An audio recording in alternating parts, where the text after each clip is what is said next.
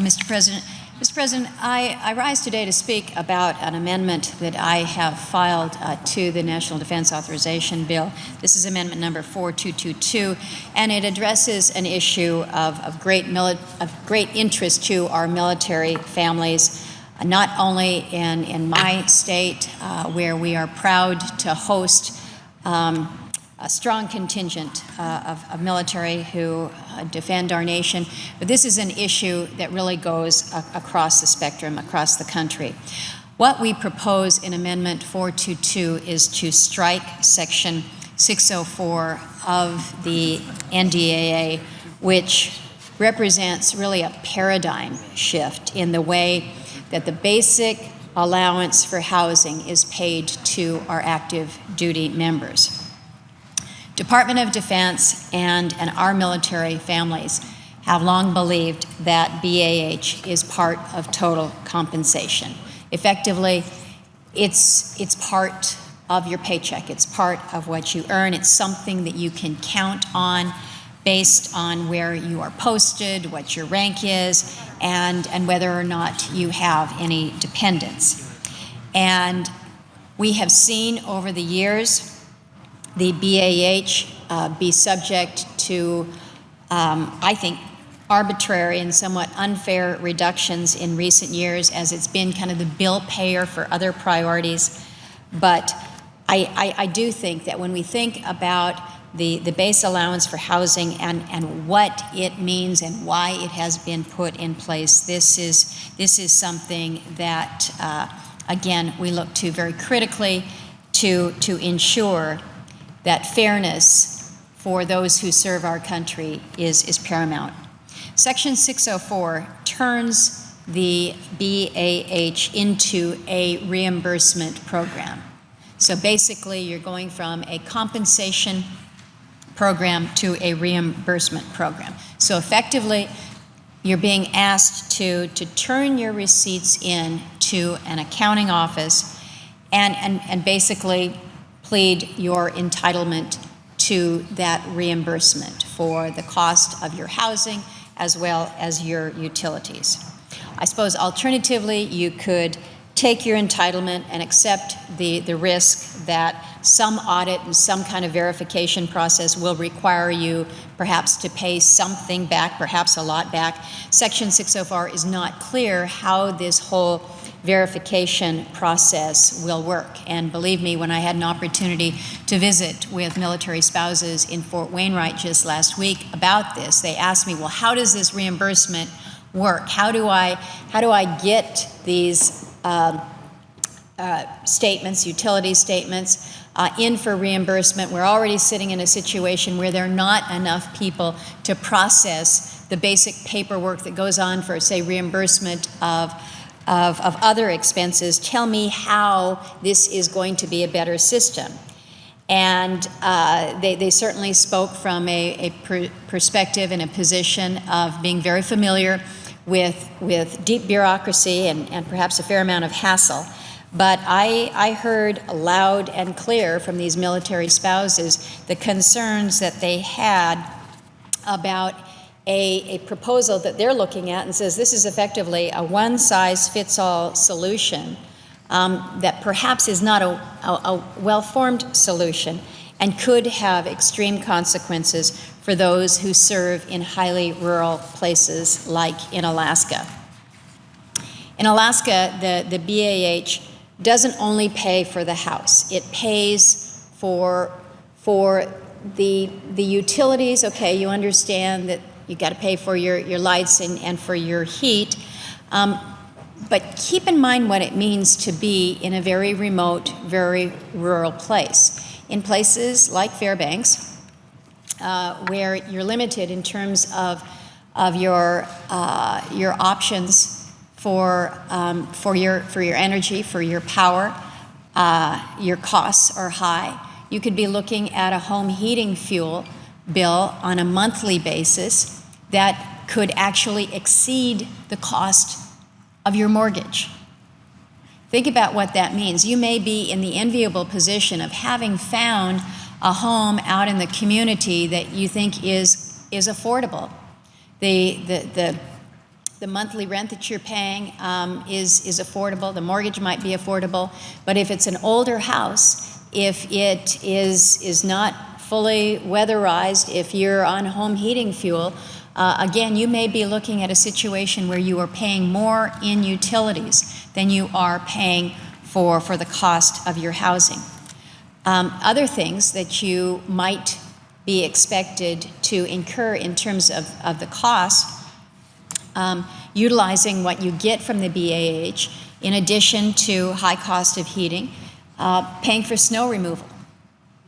Not an option to not have your snow removed, and if your spouse is deployed, you need a way to get out of a long driveway. Who's going to be paying for the snow removal? It pays oftentimes to pump out the septic systems, which have to be done on a somewhat quarterly basis because you have so many homes that are not on water and sewer.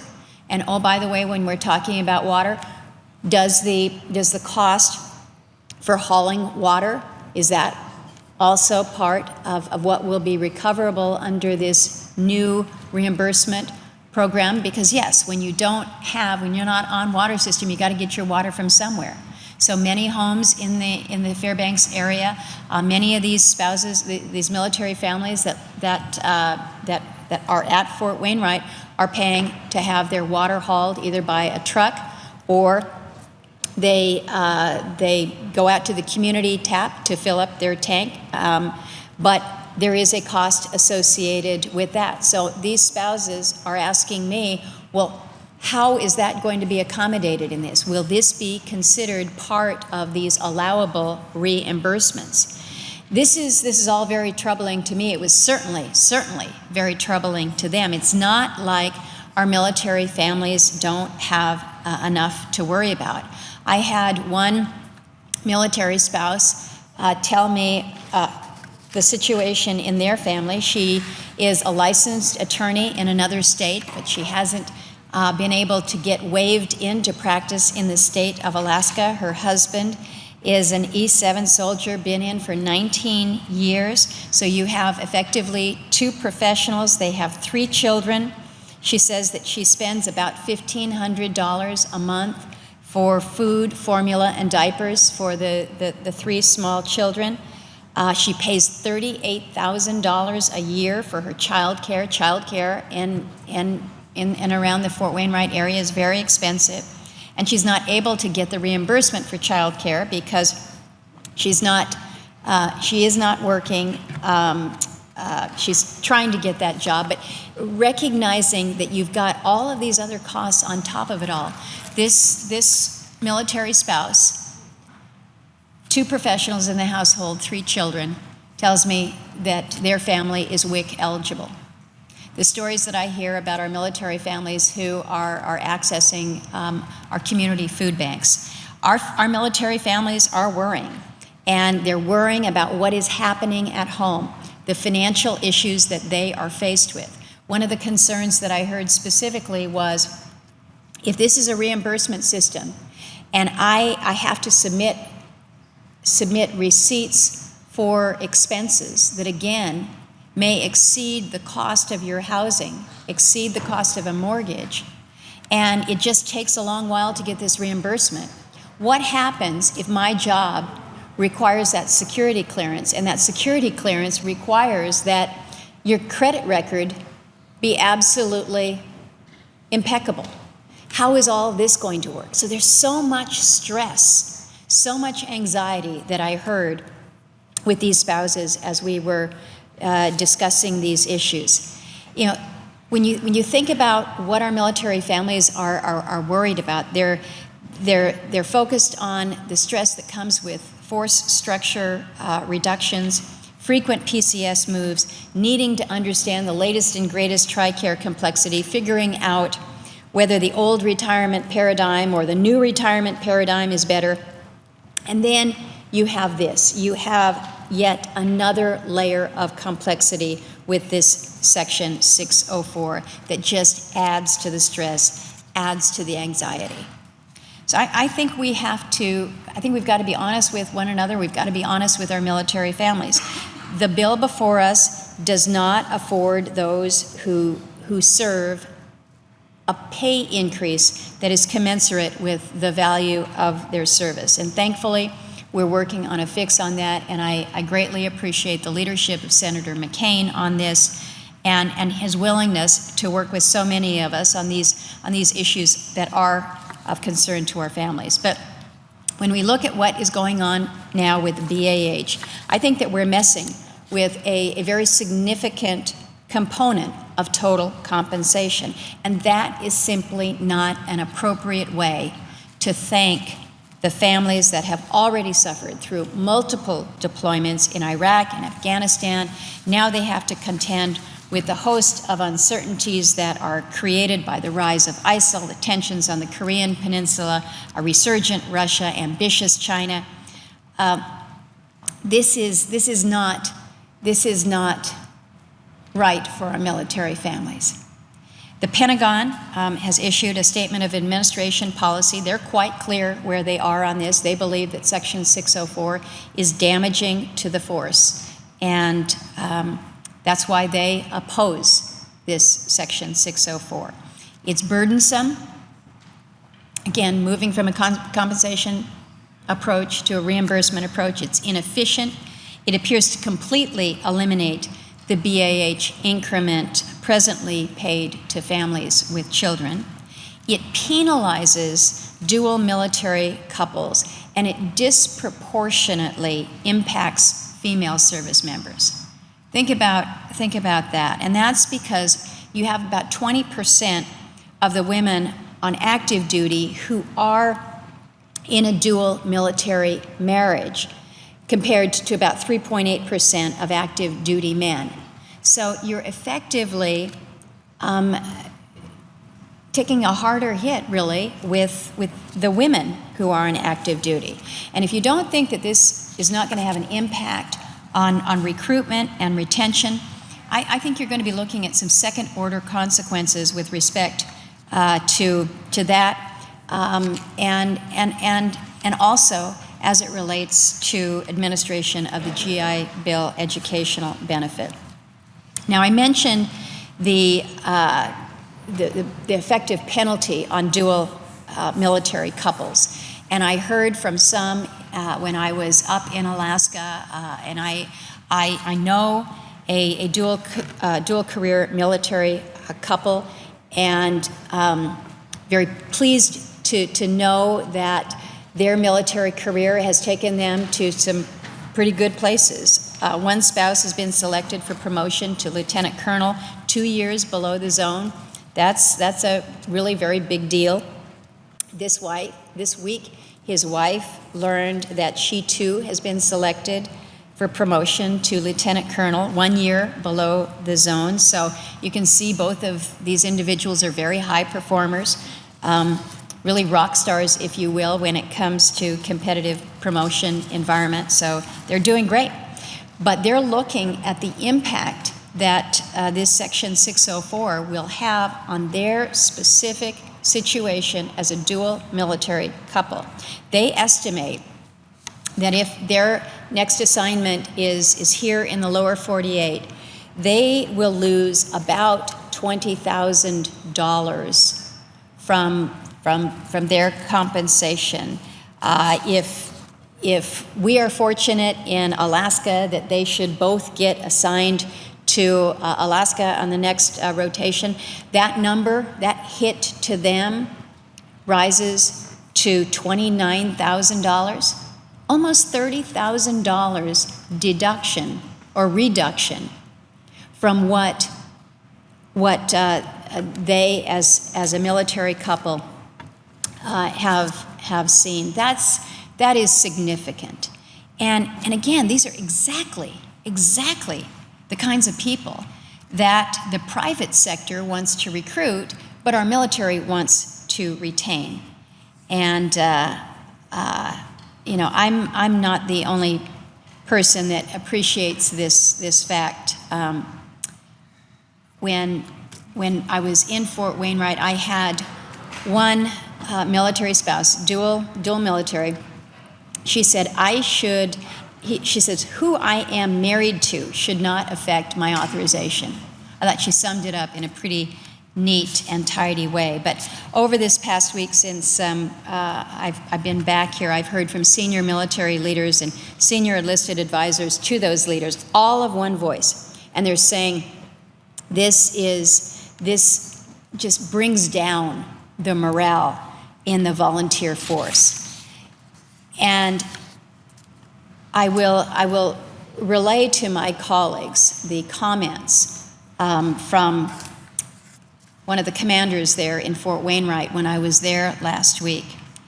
And he had been sitting in the back of the room listening to all of the military spouses weigh in and just voice their concerns and their anxiety about all that was going on. And he said to me, he says, you know, this is a clear reminder of how morale affects the overall mission. He said, I've been on assignment. I've been deployed over to Afghanistan. I've broken down doors. I have been on patrol looking for IEDs. When you are on these missions, your head has to be 100% in the game, he says. You can't be thinking about what is happening back home.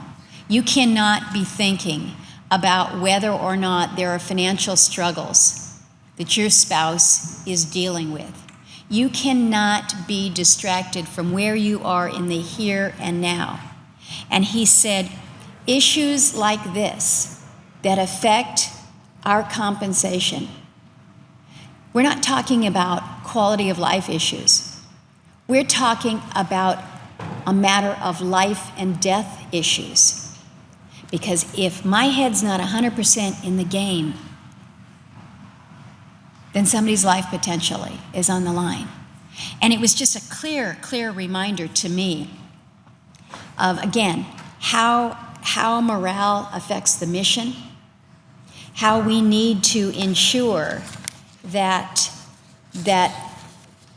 our men and women who we have tasked to take on the most difficult of tasks, we expect them to be able to focus on where they are right then and making sure that all is well at home is a responsibility that we also have. So there's been a lot of discussion about the BAH over the years, and many among us who think that it is in need of reform, or that perhaps right-sizing the BAH will mean more money for readiness and modernization, and I certainly get that argument. And I may not agree with all of that, but I do know that there are some very hard choices that have to be made in a difficult budget environment, and I respect the work that the chairman has done, along with the ranking member, in trying to deal with all that. But I do feel very certain about one thing. Those who believe the BAH should be reformed need to make that case openly. They need to make it directly and transparently to our military families. And putting a game-changing provision like Section 604 in the NDAA without that consultation, I think, misses the mark. The changes that we're considering in BAH would not be effective until 2018, so we've got some time here. We can get this right. And my amendment, which is a bipartisan amendment, simply says, take a time out here. Just let's take a step back. To those who think that the BAH is in need of reform, make the case to military families if you choose, but let's not rush this through. This is just not what we should be doing. Mr. President, I would ask unanimous consent that letters from the Military Officers Association of America, as well as the Air Force Sergeants Association, in support of my amendment, be inserted at this point in the record. Without objection. And with that, Mr. President, I thank you and I yield the floor.